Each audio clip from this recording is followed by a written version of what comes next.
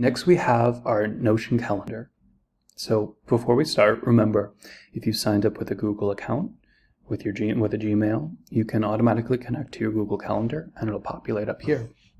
But just to start off and start managing your business, one of the easiest things you can do is have a space to plan out both important events and deadlines, as well as tasks you want to accomplish.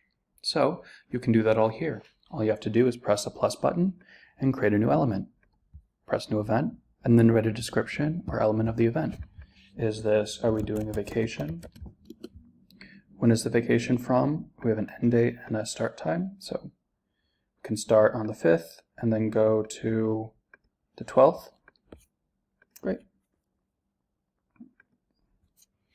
Move it here and plan your holiday accordingly.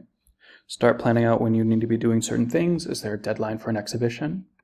Remember, you can tag these different events and they'll show up on your calendar with the different tags. Looking for a different tag, such as so this is a vacation, great family vacation. If we have a deadline, make a new tag for deadlines and create some urgency. Remember, this is just a starting place for you to organize yourself and your business. The more you want to grow, the more you can start playing around with properties to add tags, create times that you want to finish this by, and find ways to personalize your calendar so that it works best for you.